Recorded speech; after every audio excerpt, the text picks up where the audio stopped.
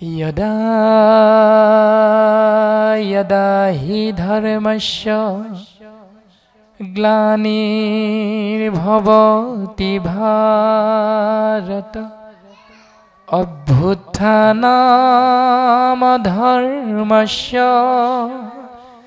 तदात्मानं सृजाम्यहं परित्राणाय साधूनां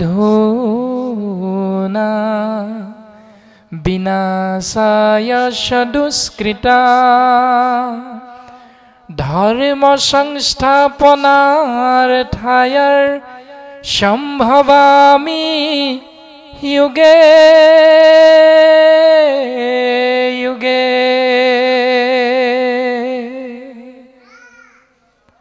अर्थात भगवंत पुरुषे गीतार माध्यमेरे तेरार परम बांधव सखा अर्जुনৰ আগত সিদ্ধান্ত দিছে যে সখা পাৰ্থ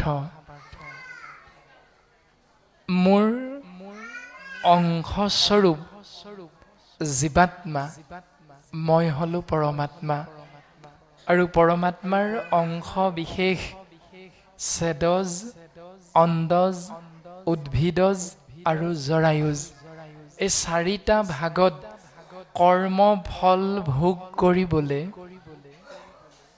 অৱতীৰ্ণ হোৱা জীৱবিলাক মোৰেই অংশ বিশেষ জীৱাত্মা আৰু সেই মোৰেই সন্তান স্বৰূপ অংশ বিশেষ জীৱাত্মাবিলাকৰ মংগলৰ অৰ্থে কল্যাণৰ অৰ্থে ময়ে সময়ে সময়ে ধৰাধামত গৈ অৱতাৰ ধাৰণ কৰোঁ কাৰণ ময়ে হলো সৃষ্টি স্থিতি আৰু প্ৰলয়ৰ গৰাকী মোৰ বাহিৰে বেলেগৰ ওচৰত এই সৃষ্টি স্থিতি আৰু প্ৰলয় কৰিব পৰা তিনিওটা বস্তু মোৰ বাহিৰে কাৰো ওচৰত নাই কেৱল মোৰ হাততেই এই সমস্ত শক্তি বিৰাজমান সেই কাৰণে মোৰ অংশ বিশেষ জীৱাত্মা সন্তানবিলাকক বিপথে যেতিয়া পৰিচালিত হয়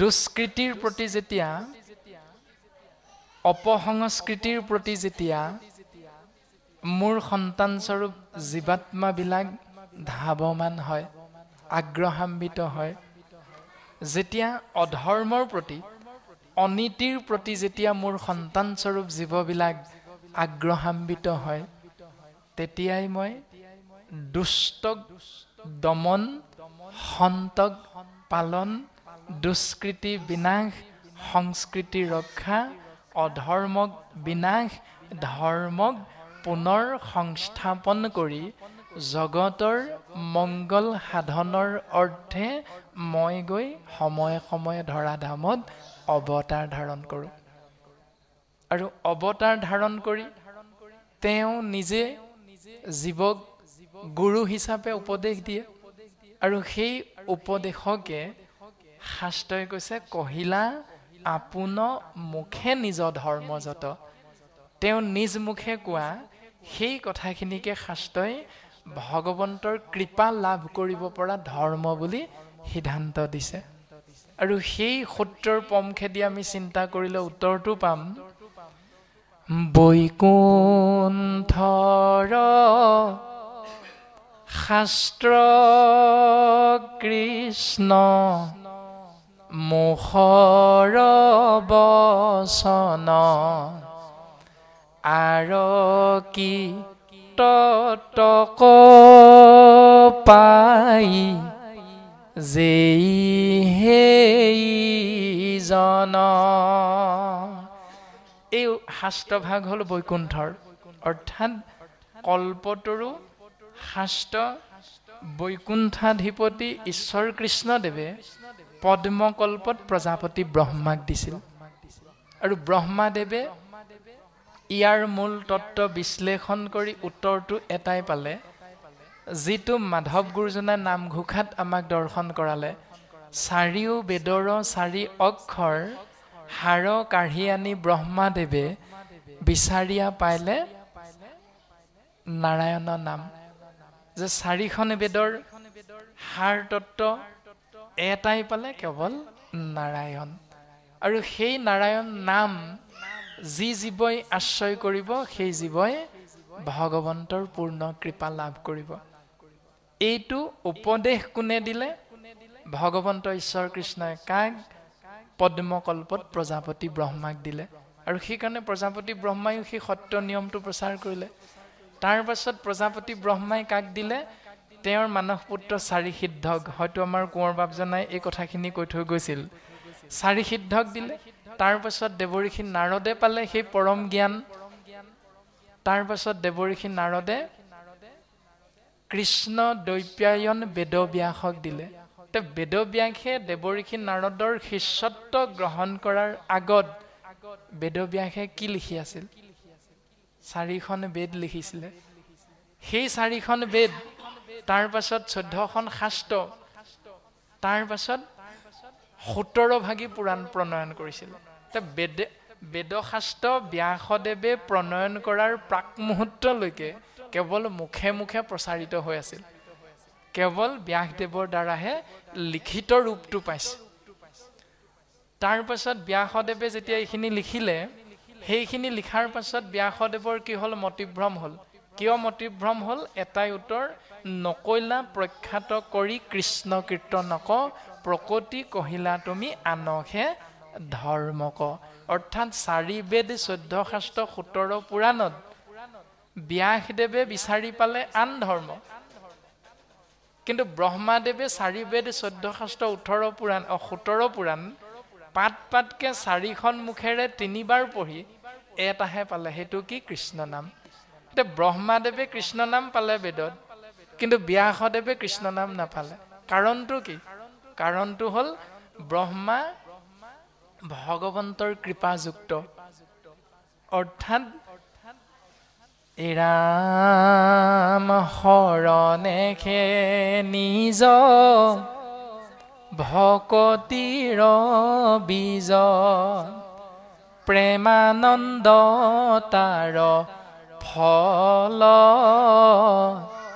শৰণ বিনাই ভকতি কৰয়, এৱা ঘটৰ যেন জল।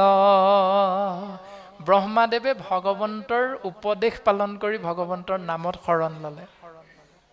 সেই শৰণ লোৱাৰ লগে লগে ভক্তিৰ বীজ অংকুৰিত হ'ল, আৰু সেই ভক্তিৰ বলত তেওঁ নাৰায়ণ তত্ত্ব লাভ কৰিলে। বিপৰীতে ব্যাসদেৱ তেতিয়ালৈকে শৰণীয়া হোৱা নাই। আৰু যেতিয়াই ব্যাসদেৱৰ মতিচন্ন হ'ল 4 বেদ 14 শাস্ত্ৰত আন ধৰ্মবিলাক জীৱৰ মাজত প্ৰচাৰ কৰি, তেতিয়াই দেৱঋষি নাৰদে আহি ব্যাসদেৱক শৰণ দিছে। আৰু শৰণ দিয়াৰ লগে লগে ব্যাসদেৱৰ মনৰ সেই মতিচন্ন উগুল থুগুল ভাৱনা নাইকিয়া হ'ল, আৰু দেৱঋষি নাৰদৰ কৃপাত শিষ্যত্ব গ্ৰহণ কৰি ব্যাসে কি কৰিছে? ৰাম বন্ধৰ মুখৰ সেতু দেখি ব্যাসৰিষি, ভাগৱত শাস্ত্ৰ পাছে কৰিলা হৰিষি। বন্ধনৰ পৰা মুকলি হোৱাৰ বাটটো কেৱল কৃষ্ণ নামতহে আছে।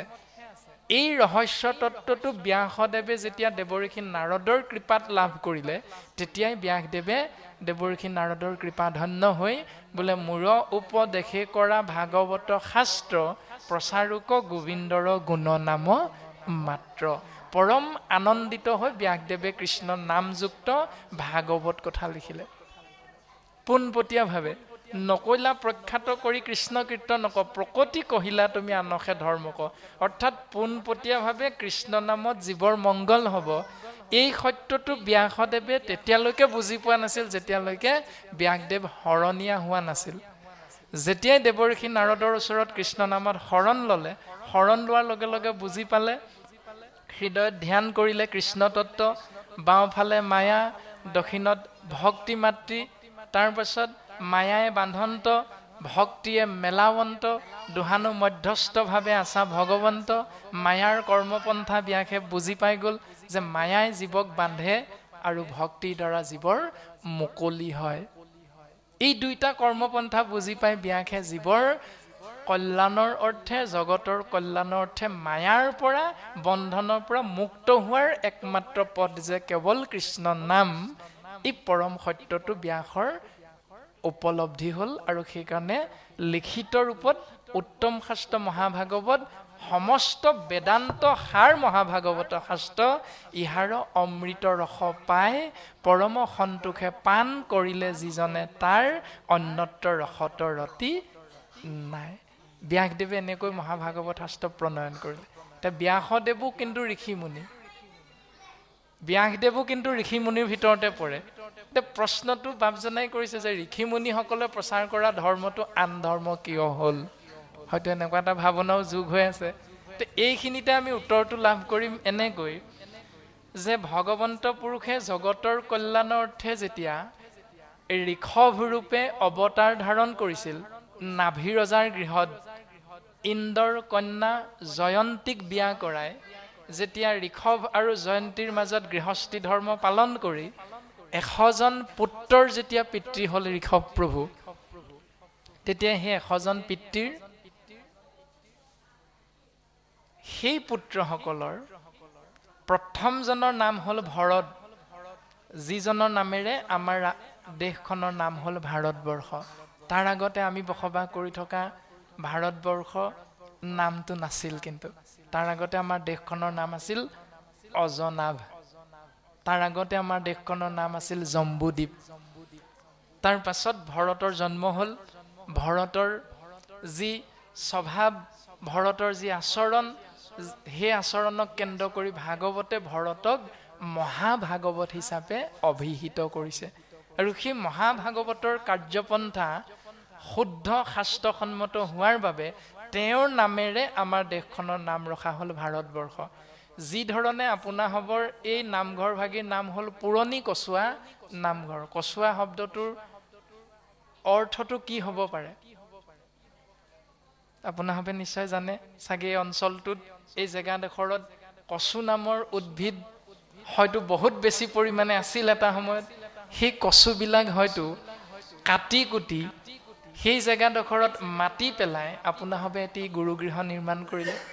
যিহেতু এইডোখৰ আগতে কচুৱনি আছিল, সেইকাৰণে চাগে আপোনাসৱে এই স্থানডোখৰৰ, এই গুৰুগৃহৰ নামটো পুৰণি কচুৱা নামেৰে ৰাখিলে।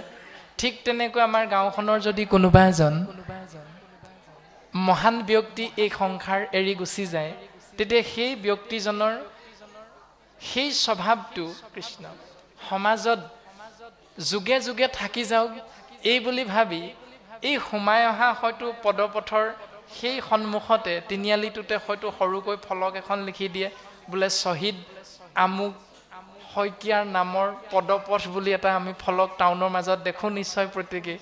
সেই মানুহজনৰ নামেৰে কিয় সেই স্থানডোখৰৰ নামটো নামাকৰণ কৰা হয়? তাৰেই উত্তৰ যে আমাৰ ভাৰতবৰ্ষ দেশখনৰ নামটো ভাৰতবৰ্ষ হোৱাৰ মূল কাৰণটো হ'ল সেই ব্যক্তিজন ভৰতৰ স্বভাৱ চৰিত্ৰ যুগে যুগে সমাজৰ মাজত জিলিকি থাকক, সেই সূত্ৰে তেওঁৰ সেই নীতি নিয়ম আদৰ্শ শিৰোগত কৰি তেওঁৰ নামেৰে আমাৰ দেশখনৰ নাম হ'ল ভাৰতবৰ্ষ। তাৰ পাছত 9জন পুত্ৰ পিতৃৰ উত্তৰাধিকাৰী সূত্ৰে 9খন ৰাজ্যৰ ৰজা হ'ল। ক'লে পিতৃ ঋষভক যে আমাক বেলেগ একো নালাগে, মাটি সম্পত্তি লাগে। তেতিয়া ঋষভে 9জনক মাটি সম্পত্তি ভাগ কৰি একোখন সৰু সৰুকৈ ৰাজ্যৰ ৰজা হিচাপে তেওঁলোকক দায়িত্ব অৰ্পণ কৰিলে। তেওঁলোকেও নিজৰ সৈন্য সামন্ত লগত কৰ্মপন্থাৰ মাজেৰে নিজৰ জীৱিকা অৰ্জন কৰি তেওঁলোকে সংসাৰত বৰ্তি থাকিল। তাৰ পাছত 81জনে কৰ্ম কাণ্ড মাৰ্গটোক আশ্ৰয় কৰি তেওঁলোকে এই সংসাৰত দান দক্ষিণা শ্ৰাদ্ধ পিণ্ড যাগ যজ্ঞ পূজা পাতল জ্ঞান মাৰ্গ কৰ্ম মাৰ্গৰ মাজেৰে সমাজৰ মাজত নীতি নিয়ম প্ৰচাৰ কৰি তেওঁলোকে জীৱৰ মাজত নিজৰ জীৱিকাটো অৰ্জন কৰি নিজৰ জীৱনটো অতিবাহিত কৰি থাকিল। তাৰ পাছত 91জন এনেকৈ হ'ল আৰু শেষৰ একেবাৰে 9জন হ'ল পৰম বৈষ্ণৱ। সেই 9জনৰ লগত নিমি ৰজাৰ কথোপকথন হৈছে নিমি নৱসিদ্ধ সংবাদ। এতিয়া সেই 9 জনে যিখিনি নিয়ম প্ৰচলন কৰিলে সেই নিয়মখিনি ঈশ্বৰ কৃষ্ণৰ শাস্ত্ৰসন্মত নিয়ম প্ৰচলন কৰিছে বাকি 81 জনে যিখিনি নিয়ম প্ৰচলন কৰিলে সেই নিয়মখিনি শাস্ত্ৰসন্মত ভাগৱতৰ নিয়ম নহয় সেইখিনি নিয়ম হল ব্যাসদেৱে লিখি দিয়া 4 বেদ 14 শাস্ত্ৰ 17 পুৰাণৰ যিখিনি প্ৰকৃতি কহিলা আনহে ধৰ্মক অৰ্থাৎ এক কৃষ্ণদেৱৰ বিপৰীতে তেওঁৰ দ্বাৰা সৃষ্টি হোৱা 33 কোটি দেৱ দেৱতাক বিভিন্ন ধৰণে পূজা পাতল বলি বিধান প্ৰক্ৰিয়াৰে সেৱা কৰা পূজা কৰা দান দক্ষিণা দিয়া এই নিয়মখিনি বাকি 4 বেদ 14 শাস্ত্ৰ 17 পুৰাণৰ নিয়ম হে 81 জনে জীৱৰ মাজত প্ৰচলন কৰি তেওঁলোকে নিজৰ জীৱিকাটো অৰ্জন কৰি জীৱনটো অতিবাহিত কৰিলে সেইখিনি হল প্ৰথম আন ধৰ্ম তাৰ পাছত সিদ্ধান্ত দিলে পৰীক্ষিত নামৰ জীৱ আত্মাই যেতিয়া এটি অপৰাধ কৰিলে শ্ৰমিক মুনিৰ আশ্ৰমত তৃষ্ণাতুৰ হৈ পানী বিচাৰি গৈ যেতিয়া শ্ৰমিক মুনিৰ পৰা তাৰ একো সমিধান নাপায় খঙত কলিৰ প্ৰভাৱত পৰি মৃত সৰ্প মুনিৰ কণ্ঠ গলত পিন্ধাই দিলে আৰু সেই মৃত সৰ্প মুনিৰ গলত পিন্ধাই দিয়াৰ সেই অপৰাধটোৰ বাবে জিয়া হাপৰ ভয়ত 7 দিন অতিবাহিত কৰিব লগা হৈছে অপৰাধটো কৰিছিল মৃত সৰ্প এটাৰ লগত কিন্তু ভয় খাব লগা হল জিয়া হাপৰ ভয়ত এইটো হল ভাগৱতৰ মূল কাহিনীটো তাৰ পাছত পৰীক্ষিতে কি কৰিলে উপায় বিচাৰি ঋষি মুনিসকল আহিল পৰীক্ষিতৰ ওচৰলৈ আৰু ঋষি মুনিসকলে বিভিন্ন ধৰণে উত্তৰ প্ৰদান কৰিলে আৰু সেই ঋষি মুনিসকলে প্ৰদান কৰা সেই উত্তৰখিনিত সন্তুষ্ট নহৈ পৰীক্ষিতে ব্যাসদেৱৰ পুত্ৰ শুকদেৱৰ যি সিদ্ধান্ত উত্তম শাস্ত্ৰ ভাগৱত কৃষ্ণ নাম আশ্ৰয় কৰিছে তেওঁ এই সংসাৰৰ পৰা পৰম গতি লাভ কৰিলে কোনে পৰীক্ষিতে শুনি আছিল কিন্তু 60,000 ঋষিমুনি এতিয়া 60,000 ঋষিমুনিয়ে যেতিয়া পৰীক্ষিতৰ আগত শুকদেৱে কৈ থকা কৃষ্ণ কথা শুনিছিল শুনি থকাৰ পাছত যেতিয়া পৰীক্ষিতটো বৈকুণ্ঠী হল সময় অতিবাহিত হৈ গল এদিন আকৌ 60,000 ঋষিমুনিয়ে ইজনে সিজনে লগ লাগি আলোচনা কৰিছে হেৰা গংগাৰ তীৰত সেই তাহানিৰ দিনত পৰীক্ষিতৰ আগত শুকদেৱে কোৱা ভাগৱত কথা সেই 7 দিন ইমান যে ভাল লাগিছিল আকৌ আমি পুনৰ ভাগৱত কথা শুনিব নোৱাৰোনে এই বুলি ভাবি আলাপ আলোচনা কৰি শুকদেৱৰ চৰণ কমলত সেৱা নিবেদন কৰিলে তেতিয়া শুকদেৱে ক'লে মই তোমালোকক ভাগৱত কবৰ সেই পৰিৱেশো নাই আৰু এতিয়া মই আৰু তোমালোকক ভাগৱত কব বিচৰা নাই তেতিয়াহলে আমাৰ মনৰ আশা পূৰণ নহব নেকি সেই মান্যবৰ এই বুলি শুকদেৱৰ চৰণ কমলত সেৱা ভাগি অৰ্পণ কৰাৰ লগে লগে শুকদেৱে সিদ্ধান্ত দিলে যে আশা পূৰণ হ'ব তোমালোকে এজনৰ ওচৰলৈ যোৱা সেইজনা কোন নাম হল উগ্ৰশ্ৰৱা সুদ উগ্ৰ মানে প্ৰখৰ বা তীক্ষ্ণ শ্ৰৱণ মানে শুনা যাৰ শুনাৰ শক্তিটো অতিব প্ৰখৰ তীক্ষ্ণ সেইকাৰণে তেওঁৰ নাম হল উগ্ৰশ্ৰৱা সুদ মানে নিষ্কুলীয়া বংশজাত বুলি কোৱা হৈছে সুদ সম্প্ৰদায় যিজনক 60,000 ঋষিমুনিয়ে পৰীক্ষিতৰ আগত কৃষ্ণ কথা শুকদেৱে কৈ থাকোতে সেই উগ্ৰশ্ৰৱা সুতক বাট চৰাৰ পৰা ভিতৰলৈ সোমাবলৈ দিয়া নাছিল নিষ্কুলীয়া কাৰণে যেতিয়া আকৌ শুকগুৰুৱে কৈ দিলে যে তেওঁৰ ওচৰত কৃষ্ণ কথা তোমালোকে শুনিব পাৰিবা তেতিয়াই তৎক্ষণাৎ 32,000 ঋষিমুনিয়ে দুটা অহংকাৰযুক্ত হৈ সেই স্থান তৎক্ষণাৎ ত্যাগ কৰিলে অহংকাৰ দুটা হল আমি ব্ৰাহ্মণ সম্প্ৰদায়ৰ এই নিষ্কুলীয়া সুতৰ মুখেৰে আমি কৃষ্ণ কথা নুশুনো তাৰমানে বংশৰ অহংকাৰটো আহি গল 2 নম্বৰতে আমি বেদশাস্ত্ৰত পাৰ্গত বিদ্যাৰ অহংকাৰ আহিল আমি নিষ্কুলীয়াটোৰ মুখেৰে ভাগৱত শুনিম নাই নাই নহব এই দুটা অহংকাৰযুক্ত হৈ 32,000 ঋষিমুনিয়ে সেই স্থান ত্যাগ কৰিলে বিপৰীতে থাকিল 28,000 ঋষিমুনি আৰু সেই 28,000 ঋষিমুনিয়ে কি কৰিলে ধ্যান মূলং গুৰুৰ মূৰ্তি পূজা মূলং গুৰুৰ পদং মন্ত্ৰমূলং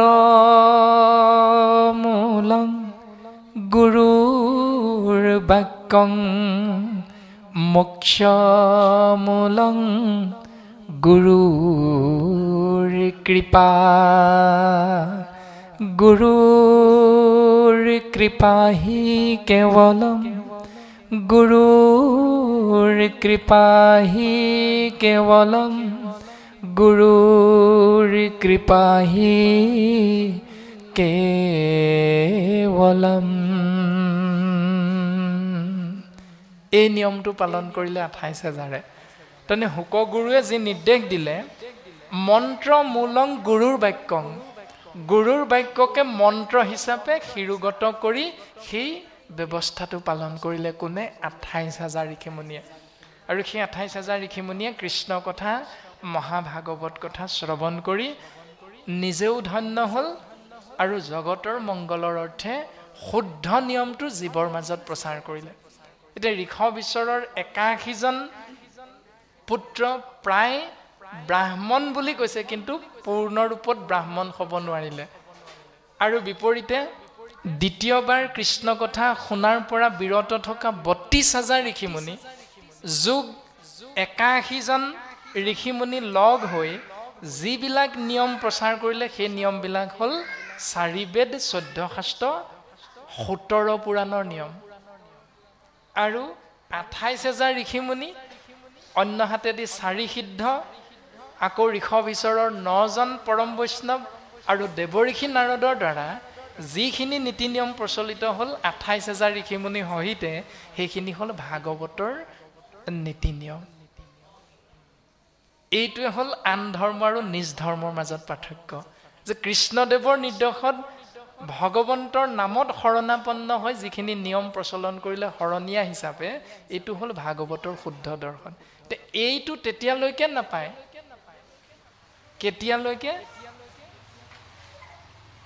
ভাগৱত শাস্ত্ৰ কৃষ্ণ নামত যেতিয়ালৈকে জীৱই সুদৃঢ় বিশ্বাসে শৰণ গ্ৰহণ নকৰে। সেইকাৰণে ভাগৱতৰ পদে আমাক সিদ্ধান্ত দিলে, বৈকুণ্ঠৰ শাস্ত্ৰ কৃষ্ণ মুখৰ বচন আৰ কি তত্ত্বক পাই যেই সেইজন। যেই কোনো এজনে ইয়াৰ তত্ত্বটো লাভ কৰিব নোৱাৰে, সেইজনেহে ইয়াৰ তত্ত্বটো লাভ কৰিব পাৰিব। তেতিয়াহে ইয়াৰ তত্ত্বটো লাভ কৰিব পাৰিব। কেতিয়া? কোনজনে? উত্তৰ দিলে, এৰাম বৈকুণ্ঠৰ শাস্ত্ৰ কৃষ্ণ মুখৰ বচন আৰ কি তত্ত্বক পাই যেই জন। ৰাম শুদ্ধভাৱে লৈলে যিটো কৃষ্ণ শৰণ, ভকতিৰ প্ৰভাৱে নিৰ্মল ভৈল মন।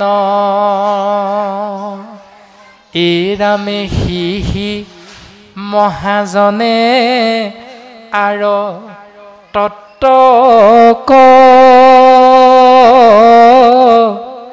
জানয়, ভাগৱত পুৰাণৰ কহিলো নিৰ্ণয়। এইটোৱে হ'ল উত্তম ব্যৱস্থাটো, যে যিজনে শুদ্ধভাৱে কৃষ্ণৰ নামত শৰণ গ্ৰহণ কৰিব, তেওঁ ভক্তিৰ প্ৰভাৱত মনটো নিৰ্মল হ'ব। আৰু নিৰ্মল মনত, নিৰ্মল হৃদয়ত, নিৰ্মল শৰীৰতহে ভগৱন্তৰ কৃপাৰ দ্বাৰা জীৱই ঈশ্বৰৰ উপলব্ধি কৰিব পাৰে। এতিয়া ধৰি লওক, আজি আমাৰ সেউকী ভৈৰৱ দুৱৰা বাপজনে যি মহান অনুষ্ঠান আয়োজন কৰিছে, আৰু সেই অনুষ্ঠান ভাগি আয়োজন কৰি গোটেই নামঘৰ ভাগিত যদি পুৱাৰ পৰা এতিয়ালৈকে খেৰ জাবৰ পলিথিন প্ৰসাদৰ পাতবিলাক, চাহ খোৱা গিলাচবিলাক এই নামঘৰটোত যেনি তেনি যদি পেলাই থয়, আপোনালোক ভকতসকল আহি মনটো কেনেকুৱা লাগিব? ভাল লাগিব নাই মনটো? নালাগে, কাৰণ অপবিত্ৰ হৈ আছে, লেতেৰা হৈ আছে। লেতেৰা স্থানত আপুনি মই আহি কৃষ্ণ বুলি ক'বলৈও ভাল নালাগে। অনুষ্ঠান কৰিছে বাৰু, নামঘৰ ভাগ হাৰিবলৈ মহিলা এগৰাকী নোলালেনে?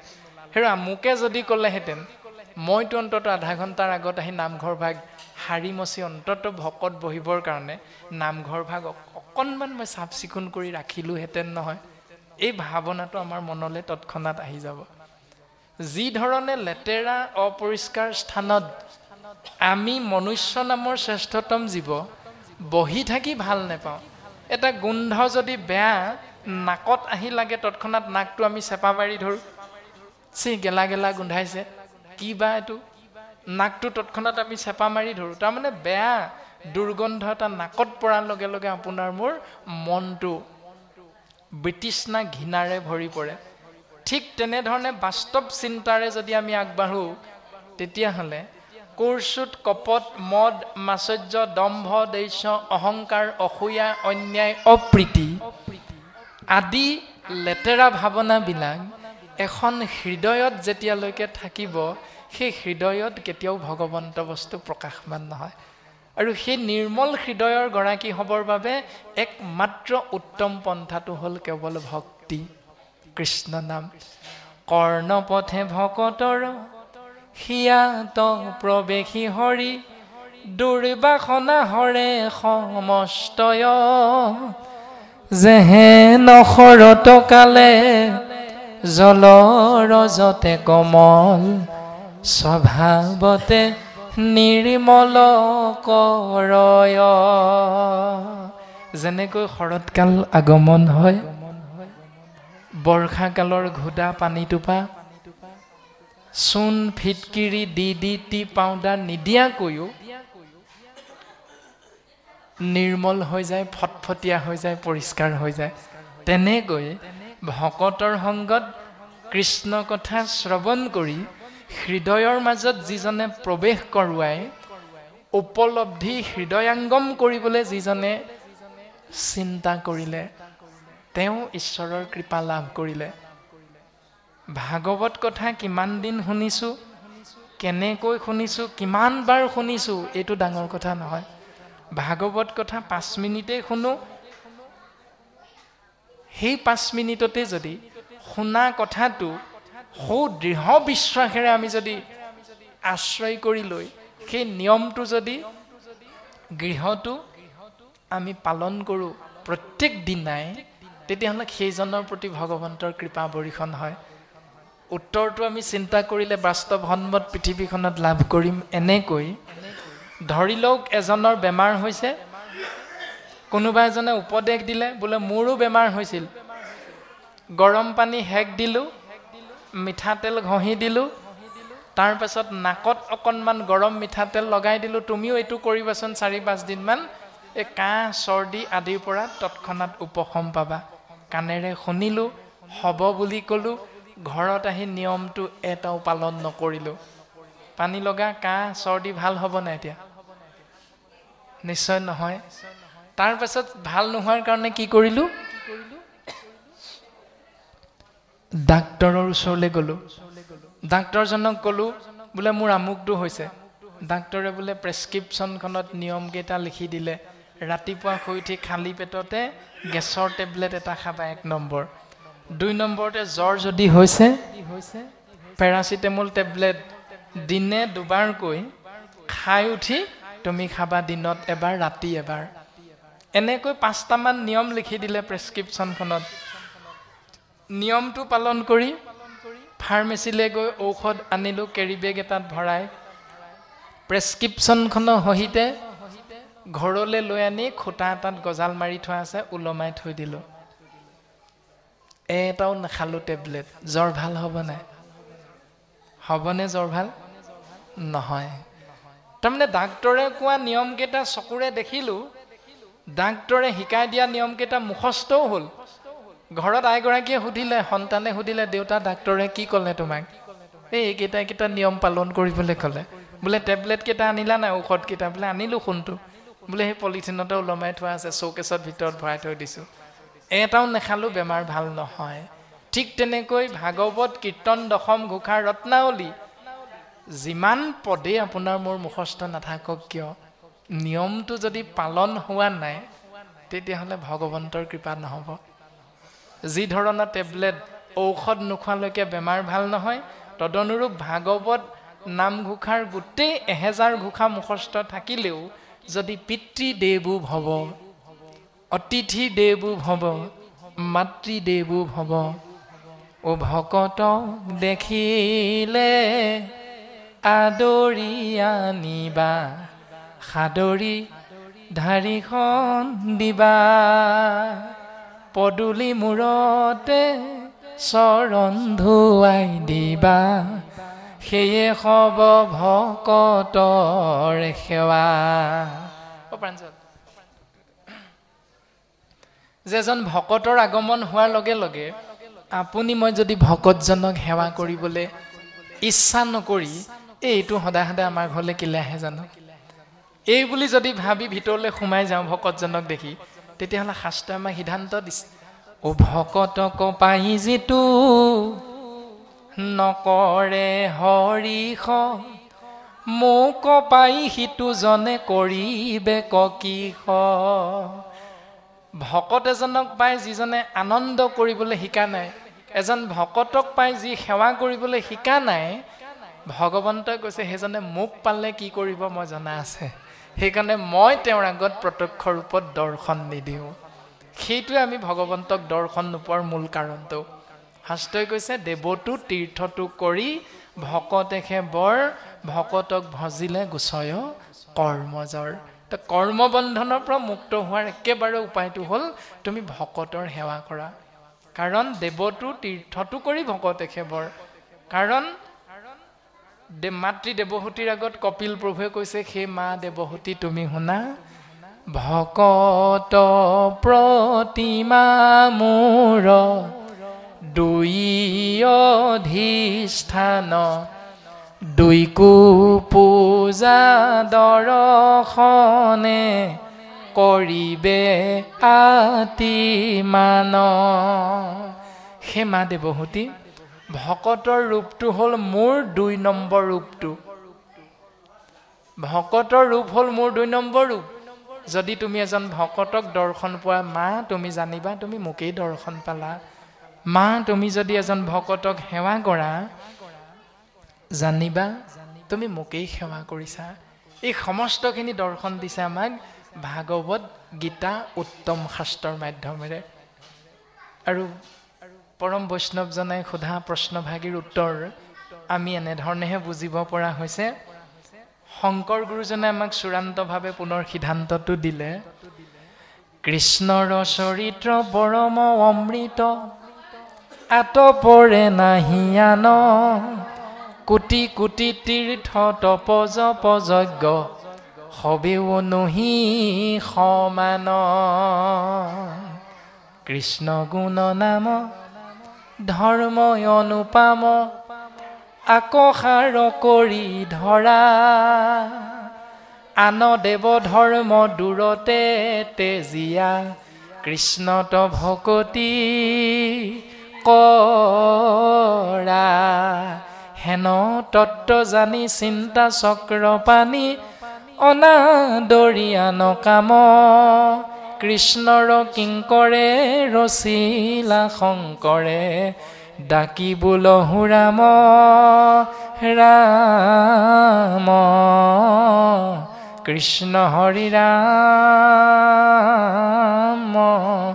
ৰাম ৰাম সেই কোটি কোটি তীৰ্থ তপ জপ যজ্ঞ এইবিলাক হ'ল আন ধৰ্ম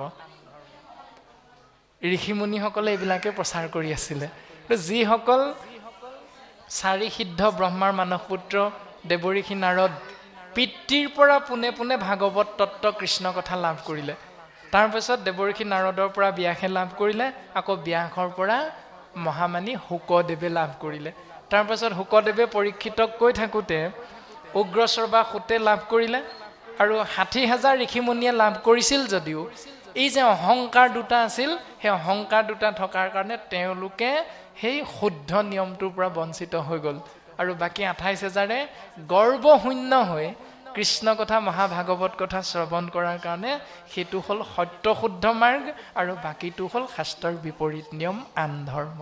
ইয়াৰ পাছত আজিৰ পদবন্ধে আমাক কৈছে চিত্ৰকেতু উপাখ্যান। এই চিত্ৰকেতু উপাখ্যান ভাগি পৰীক্ষিত ৰাজাৰ আগত শুকদেৱে ক'ব লগাৰ মূল কাৰণটো কি? চিত্ৰকেতু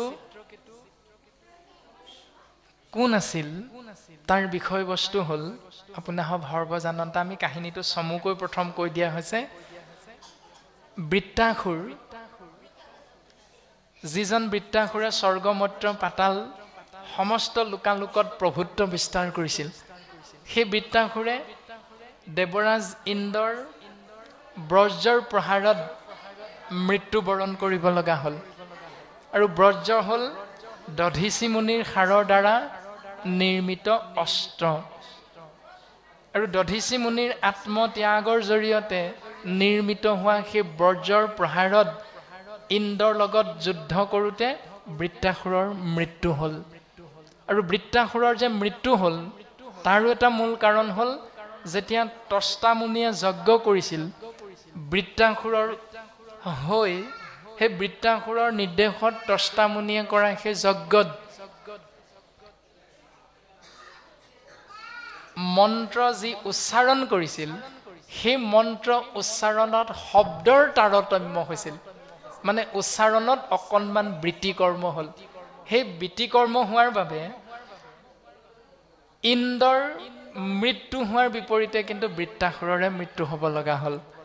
সেইকাৰণে মন্ত্ৰত যদি ছিদ্ৰ ৰৈ যায় তেতিয়াহ'লে যিজনৰ সেই যজ্ঞটো আয়োজন কৰিছিল, ধৰি লওক আমাৰ আজি এই মহান যজ্ঞভাগীৰ আয়োজন কোনে কৰিছে? আমাৰ দুৱৰা বাপজনাই। গতিকে তেওঁ আয়োজন কৰা এই শুদ্ধ সত্য জ্ঞান যজ্ঞভাগীত দায়িত্ব কাক দিলে? শ্ৰদ্ধাৰ চন্দন কোঁৱৰ বাপজনাক। আৰু দায়িত্ব কাক দিলে? আমি মূঢ়মতী ক্ষীণমিন শৰীৰ প্ৰাণজিতক, আৰু অকণমান পাছতে আহি পাব আমাৰ শ্ৰদ্ধাৰ অনিল তাঁতী বাপ। এই তিনিজনক বিশেষভাৱে আলোচক হিচাপে দায়িত্ব অৰ্পণ কৰিলে।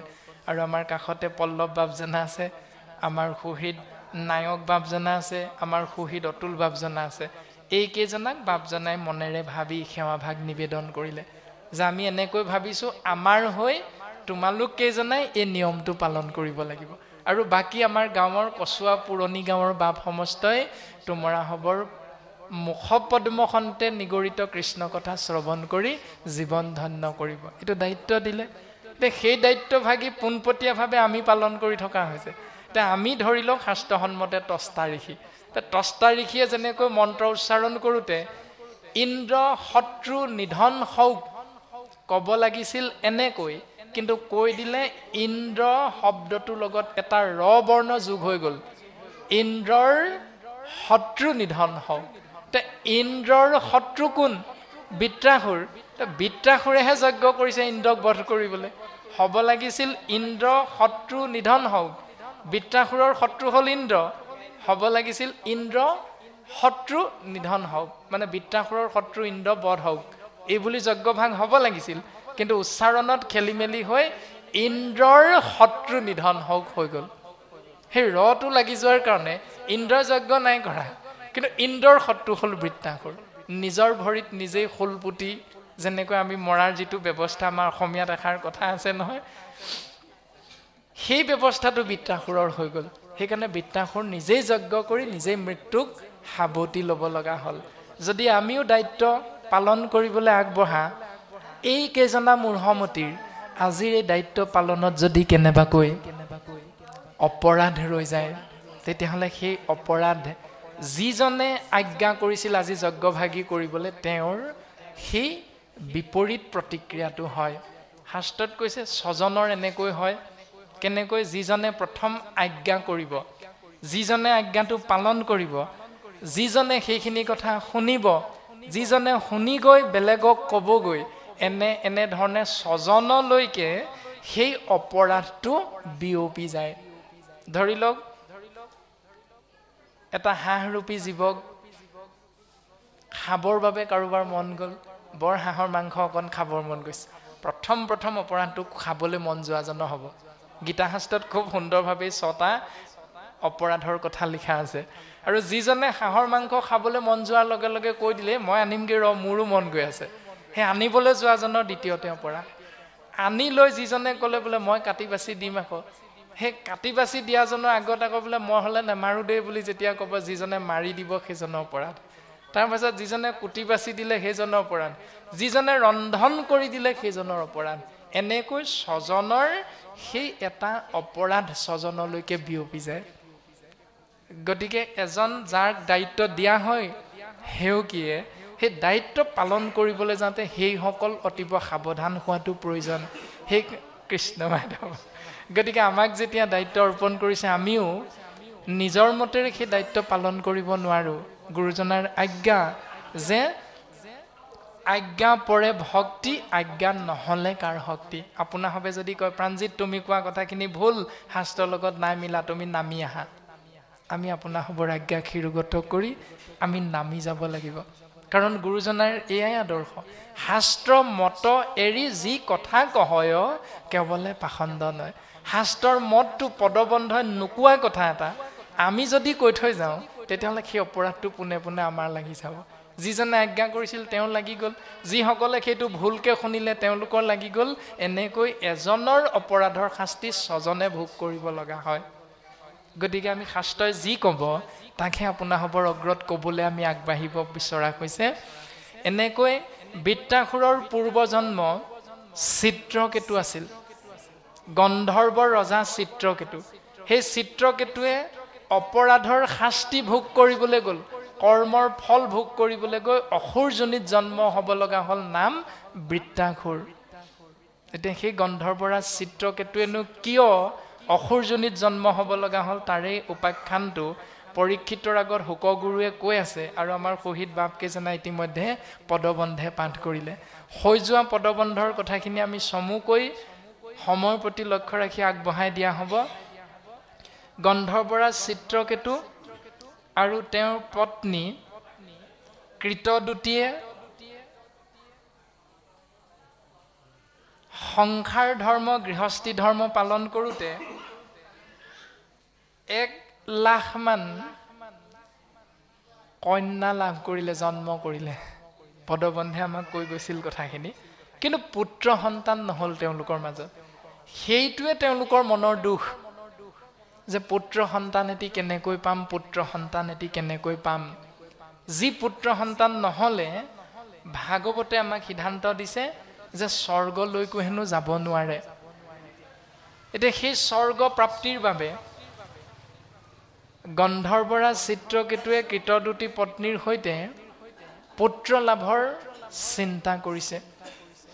আৰু পুত্ৰ লাভৰ চিন্তা কৰোঁতে কৃষ্ণৰ পৰম ভকত অংগীৰস আৰু দেৱঋষি নাৰদৰ আগমন হ'ল। আৰু দেৱঋষি নাৰদ অংগীৰসৰ আগমন হৈ সুন্দৰভাৱে এটি পুত্ৰ সন্তান লাভৰ বাবে যজ্ঞ কৰিবলৈ ক'লে। আৰু সেই যজ্ঞ কৰ্মত পুত্ৰ সন্তান জন্ম হ'ব বুলি উপদেশ দি অংগীৰস পৰম বৈষ্ণৱ জনা সেই স্থান ত্যাগ কৰিলে। কাহিনীমূলকভাৱে সৰ্বপ্ৰথম পদবন্ধই কোৱা মূল কথাকেইটা এইকেইটাই বৰ্তমান পদবন্ধে পাঠ হৈ গ'ল। আৰু তাৰ পাছত আমাৰ বাপজনা বহি আছে, ইয়াৰ পাছত আমাক পুত্ৰটো কেনেকৈ জন্ম হ'ল কি কথা কাহিনী আমাক পদবন্ধে ক'ব, আমি আগবাঢ়ি যাম।